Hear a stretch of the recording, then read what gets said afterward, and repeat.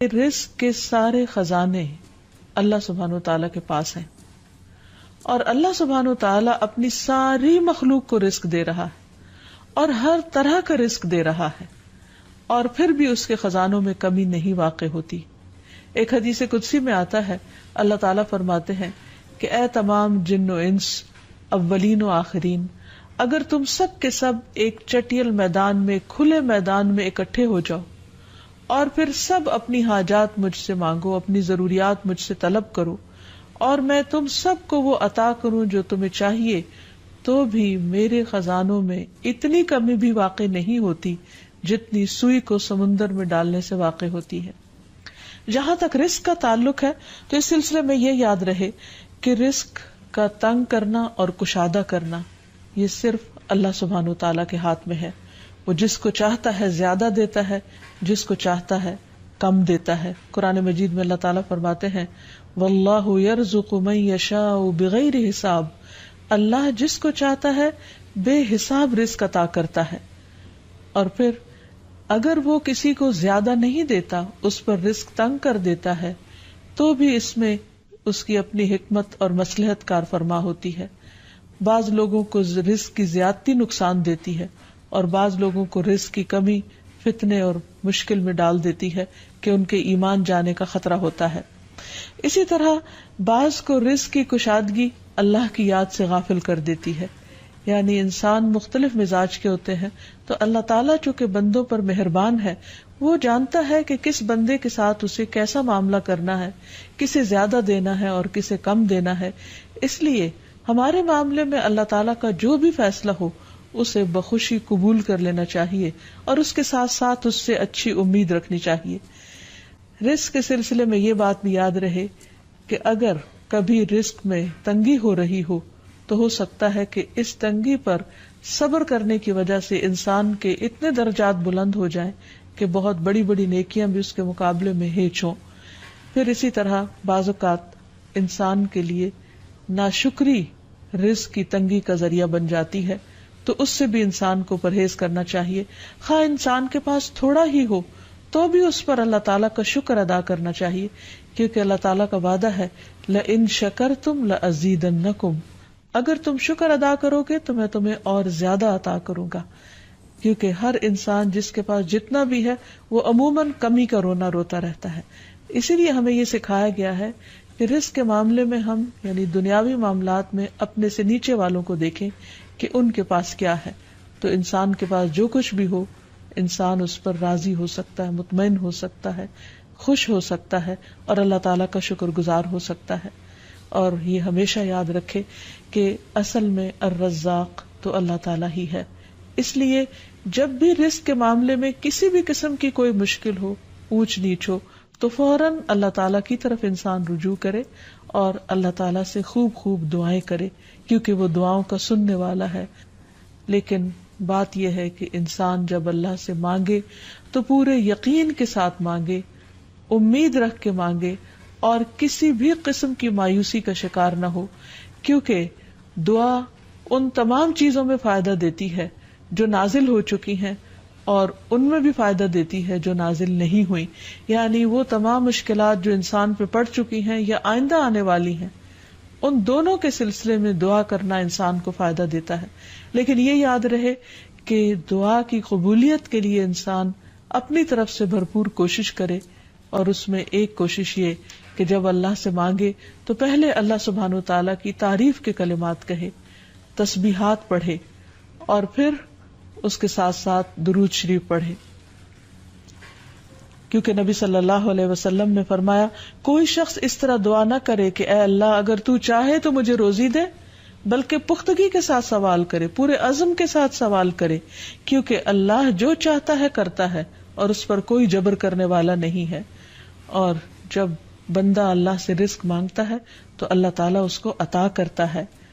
نبی صلی اللہ علیہ وسلم نے فرمایا جب تم اللہم ارزقنی کہو گے تو اللہ تعالیٰ فرمائے گا میں نے رزق دینے کا فیصلہ کر لیا. یعنی جب تم کہو گے کہ اللہ مجھے رزق دے تو اللہ تعالیٰ تمہیں جواب دے گا کہ ہاں میں تمہیں رزق دوں گا. اس لیے اس حوالے سے مکمل طور پر اللہ سبحانہ وتعالیٰ پر بھروسہ کرنا چاہیے، اللہ تعالیٰ کا تقوی کرنا چاہیے، یعنی اللہ تعالیٰ سے ڈرتے رہنا چاہیے، اور رزق کی تلاش میں حرام راستے اختیار نہیں کرنے چاہیے، کیونکہ اللہ سبحانہ وتعالیٰ کا وعدہ ہے وَمَن يَتَّقِ اللَّهَ يَجْعَل لَّهُ مَخْرَجًا وَيَرْزُقْهُ مِنْ حَيْثُ لَا يَحْتَسِبُ، جو اللہ کا تقوی اختیار کرے گا اللہ تعالیٰ اس کے لیے مشکل سے نکلنے کی کوئی راہ ضرور بنا دے گا، اور اس کو وہاں سے رزق عطا کرے گا جہاں سے وہ سوچتا بھی نہیں ہوگا، یعنی اس کا وہم و گمان بھی نہیں ہوگا، اس کا خیال بھی نہیں ہوگا۔ اللہ تعالیٰ غیب سے ایسے اسباب پیدا کر دے گا جن کے بارے میں انسان نے کبھی سوچا نہ ہوگا، لیکن شرط یہ ہے کہ جب انسان کے اوپر آزمائش کا وقت ہو تو اس وقت وہ اللہ تعالیٰ سے حلال ہی کو طلب کرتا رہے اور پریشان ہو کر حرام راستے اختیار نہ کرے۔ اللہ تعالیٰ کا وعدہ ہے کہ اگر کوئی اللہ سے ڈرتا ہے، اللہ کی اطاعت کرتا ہے، اللہ کی نافرمانی سے بچتا ہے، تو پھر ایسی صورت میں اللہ تعالیٰ اس پر آزمائش کے ختم ہونے کے بعد آسمان و زمین سے برکتوں کے دروازے کھول دے گا۔ پھر یہ کہ انسان کو اللہ کی تقسیم پر راضی رہنا چاہیے، اگر اپنے سے زیادہ کسی کو ملا ہے تو اس پر حسد نہیں کرنا چاہیے، اور اگر اپنے سے کم کسی کے پاس ہے تو اس کے اوپر اس کو حقیر نہیں سمجھنا چاہیے، بلکہ انسان کی قدر کرنی چاہیے،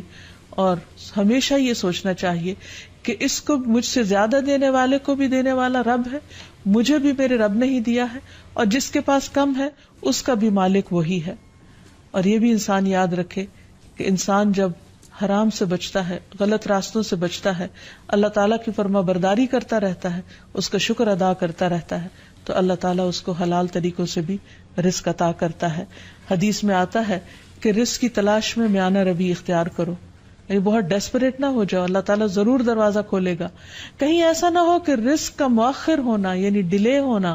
تمہیں اس بات پر اکسا دے کہ تم اللہ تعالیٰ کی نافرمانیاں کرنے لگو، یعنی نافرمانی کے ذریعے اس کا رزق تلاش کرو۔ یاد رکھو جو کچھ اللہ تعالیٰ کے پاس ہے وہ اس کی اطاعت سے ہی حاصل کیا جا سکتا ہے، اور اس سلسلے میں خصوصی طور پر استغفار بہت کارآمد ہے کہ انسان اپنے گناہوں کی معافی مانگتے ہوئے اللہ تعالیٰ سے رزق کے لیے دعا کرے، پھر اسی طرح رشتہ داروں کے ساتھ اچھا سلوک کرے، کیونکہ نبی صلی اللہ علیہ وسلم نے خاص طور پر یہ بات فرمائی ہے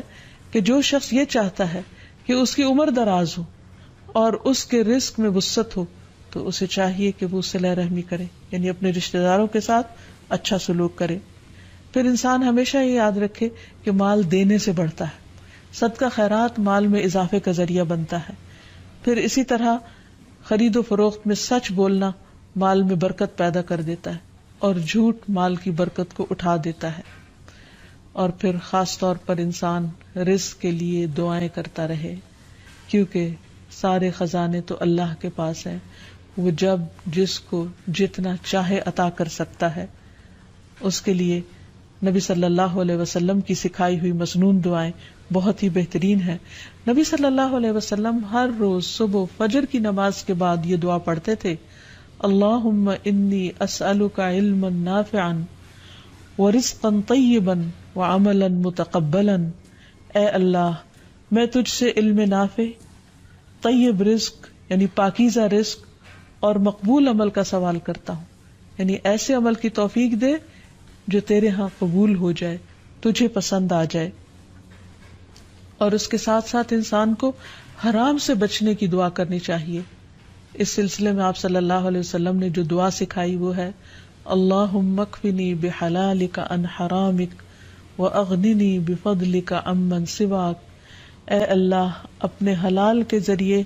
حرام سے میری کفایت فرما، یعنی مجھے اتنا حلال دے کہ مجھے حرام کی ضرورت ہی نہ رہے، اور اپنی مہربانی سے مجھے اپنے علاوہ ہر ایک سے بے نیاز کر دے، یعنی مجھے انسانوں کا محتاج نہ کر، کسی اور کا محتاج نہ کر، صرف اپنے خزانوں سے عطا فرما۔ پھر اسی طرح خاص طور پر بڑھاپے کی زندگی کے لیے وسعت رزق کی دعا کرنی چاہیے، کیونکہ جب انسان بوڑھا ہو جاتا ہے تو اس کے اعضاء کمزور ہو جاتے ہیں، وہ اپنے لیے خود کچھ کمائی نہیں کر سکتا، وہ دوسروں پر ڈیپینڈنٹ ہو جاتا ہے، تو اس وقت وسیع رزق کی دعا سکھائی گئی۔ فرمایا اللہم اجعل اوسع رزقک علی عند کبر سنی وانقطاع عمری، اے اللہ جب میں بوڑھا ہو جاؤں اور میری عمر ختم ہونے لگے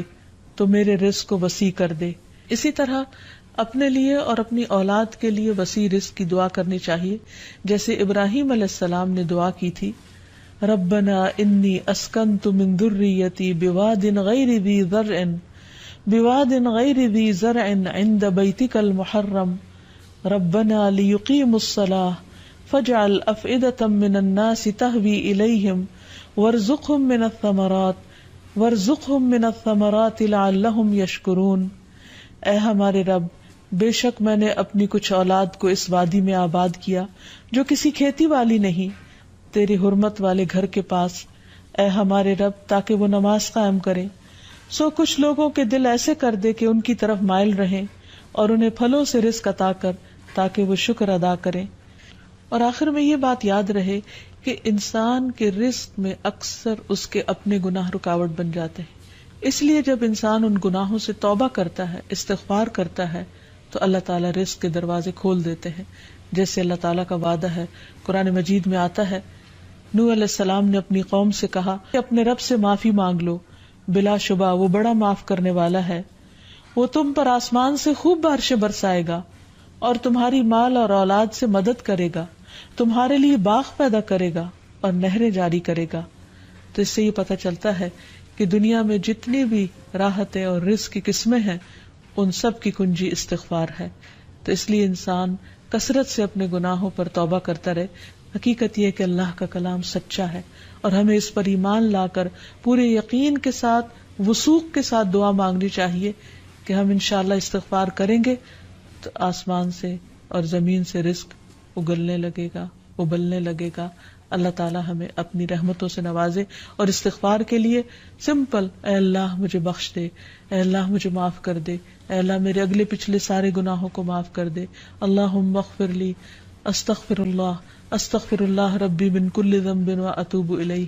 اور سچے دل سے انسان توبہ کرتا رہے تو اللہ تعالیٰ کو مہربان پائے گا۔ وآخر دعوانا ان الحمد للہ رب العالمین۔ السلام علیکم ورحمۃ اللہ وبرکاتہ۔